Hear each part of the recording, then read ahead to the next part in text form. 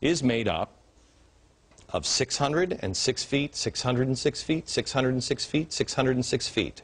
606. It's made up of stades, exactly the same. Now, if that's not interesting enough, look at the angle of the Great Pyramid of Giza. If you take the angle of the Great Pyramid of Giza, the slope is 51.8 degrees. Let's go back to the earthworks. If you measure the line that goes straight through the center of the structure, right here, and then you go true north, it's 51.8 degrees. That angle is exactly the same angle as the pyramids of Giza. It is the same math, the same calculations as ancient Egyptians. Let me show you one more connection. In 1860, David Wyrick, he's a guy who surveyed the Newark earthworks. He was digging into a mound near those earthworks, and he found a wooden coffin made of oak.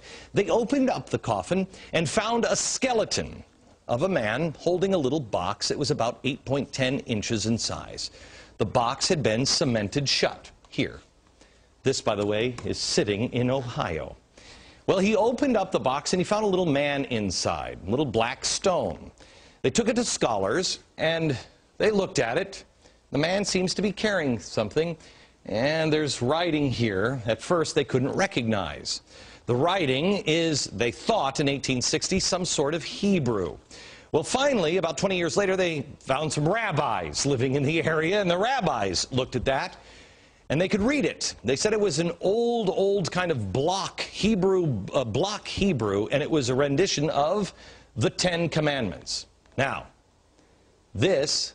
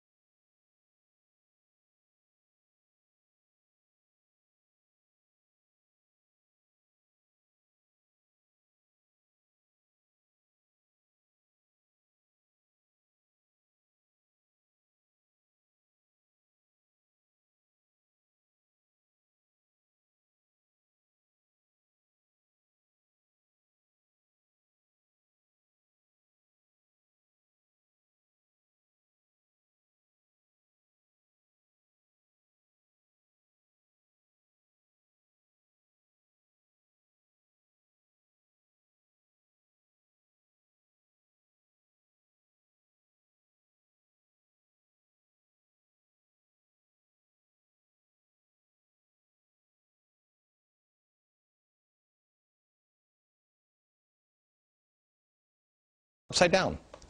It's Phoenician, ancient Hebrew. So what's going on here? What is that about? Where is that history? I'll show you in a few minutes, and we're going to have a conversation, and I'm going to show you some more things that the Smithsonian, science, government, commerce colluded to erase. By the way, I want to thank the directors of the documentary Lost Civilizations of North America for bringing these stories to my attention. I was blown away. To find more, visit the website lostcivilizationdvd.com. Here's the thing we should be asking ourselves. I don't know the story of these. Do you know that? Did you know that? Do you live in Ohio and did you know that? Why not? Were the American Indians wronged? Yes. Yes, and that's what we focus on in America, is we were bad to the American. Forget about it, it's in the past. The question should be the ones that the founders asked. Who are they? What knowledge do they have? Can you imagine the difference we would have now if we would put our differences aside and put our past in the past and concentrate on today and say, let's learn from each other. What do you have? What is that? What is that? When we come back, I'm going to be joined by Peter Lilback, who is, I've told you before, is one of my favorite authors. He's going to talk to me a little bit about the founders here. And I'm also going to show you some documents that show how that history has been erased. Next. This is the Smithsonian Annual Report, 1882-1883. This is John Wesley Howell. This is an original copy. John Wesley Howell in 1789. Again, this is the, I'm sorry, Powell. This is the director the Bureau of Ethnology at the Smithsonian Institute, he said this: artifacts found prior to Christopher Columbus's arrival would be considered illegitimate by the Smithsonian. Only the savage Indian culture would be observed, and this created the artificial barrier to science. Only the savage. Science was colluding with government because of commerce, and religion was involved. Now, why do I tell you all this stuff? Not because I'm an Indian expert or anything else. You got to do your own homework. I just found out about this stuff. I'm amazed by it. I don't know what the answer is on this. The reason why I bring it up is the stock is not bad. The soup went bad, but the stock is not.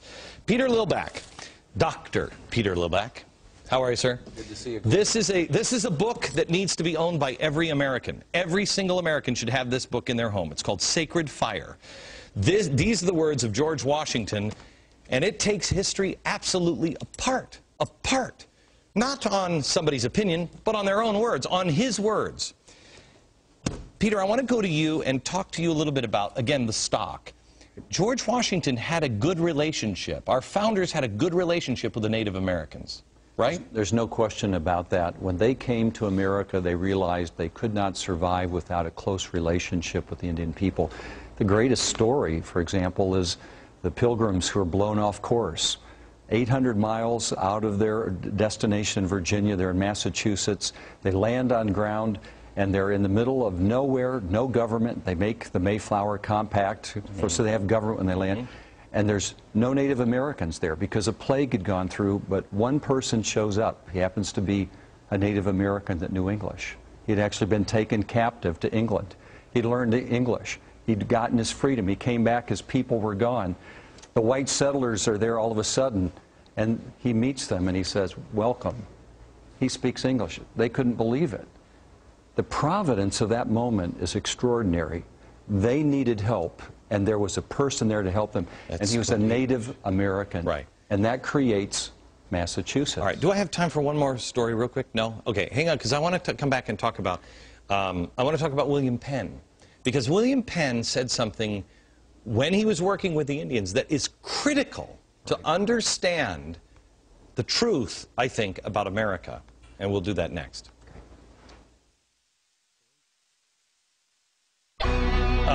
The history that has been erased in our nation, in particular with the Native Americans, happened because it didn't fit the story they created, Manifest Destiny. It only works when Indians were savages, and they had to have savages for commerce and government to expand.